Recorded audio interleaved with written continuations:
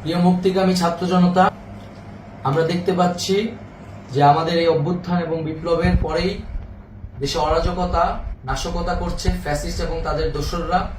আমরা দেখতে পাচ্ছি যে বিভিন্ন জায়গায় এখন গোলাগুলি চলছে, মন্দিরে হামলা হচ্ছে এবং নাশকতা ও লুটপাট করছে। আমরা মনে করি আমাদের যে ছাত্র নাগরিকদের অভ্যুত্থান তাকে নস্যাৎ করার জন্যই পরিকল্পিতভাবে এই ধরনের ঘটনা ঘটানো হচ্ছে। আমরা মুক্তিকামী ছাত্র জনতাকে সজাগ এবং সতর্ক থাকতে আহ্বান জানাচ্ছি এবং আমাদের যে অন্তর্বর্তীকালীন সরকার, আমরা সেই সরকারের যে প্রস্তাবনা 24 ঘন্টার সময় নিয়েছিলাম, জরুরি পরিস্থিতি মোতাবেক আমরা এখনই তার একটি রূপরেখা ঘোষণা করছি। আমরা সিদ্ধান্ত নিয়েছি যে সর্বজন গ্রহণযোগ্য আন্তর্জাতিক খ্যাতিসম্পন্ন নোবেল পুরস্কার বিজয়ী ডক্টর মোহাম্মদ ইউনূসকে প্রধান উপদেষ্টা করে অন্তর্বর্তীকালীন সরকার গঠন করা হবে এবং ডক্টর মোহাম্মদ ইউনূসের সাথেও আমাদের কথা হয়েছে।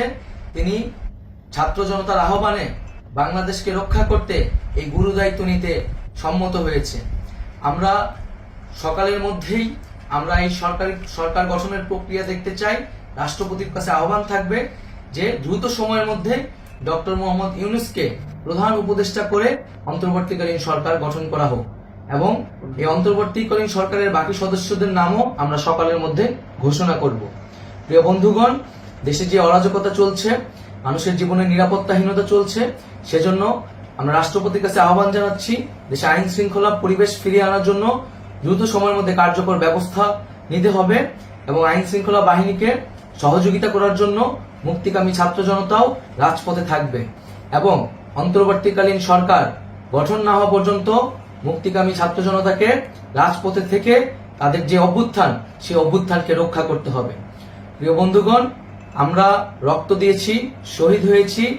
আমাদের যে প্রতিশ্রুতি একটি নতুন বাংলাদেশ গঠন করার জন্য, সেটিকে আমাদের অবশ্যই বাস্তবায়ন করতে হবে এবং অবশ্যই ছাত্র জনতার প্রস্তাবিত সরকার বাদে কোনো ধরনের সরকার কিন্তু মেনে নেওয়া হবে না।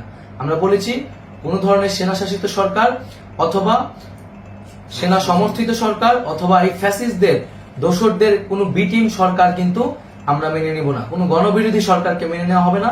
ছাত্র জনতার অভ্যুত্থানকারী যে প্রস্তাবিত সরকার, অন্তর্বর্তীকালীন সরকার, যেটা আমরা সিদ্ধান্ত উপনীত হয়েছি ডক্টর মোহাম্মদ ইউনূসকে প্রধান উপদেষ্টা করে এই সরকার গঠন করা হবে, সেই সরকারকেই বাস্তবায়ন করতে হবে অবিলম্বে। আগামীকাল সকাল থেকে সকলকে আহ্বান জানাচ্ছি রাজপথে থাকার জন্য এবং আমাদের যে সাম্প্রদায়িক সম্প্রীতি এবং রাষ্ট্রীয় সম্পদ রক্ষা কমিটির ঘোষণা হয়েছে বৈষম্যবিরোধী ছাত্র আন্দোলনের নেতৃত্বে, সকল পাড়ায় পাড়ায় এলাকায় এলাকায় সেই কমিটি পাহারায় থাকবে। আমাদের সংখ্যালঘু কমিউনিটিকে আমাদের রক্ষা করতে হবে, রাষ্ট্রীয় সম্পদ এবং এই দেশকে রক্ষা করতে হবে আমাদের।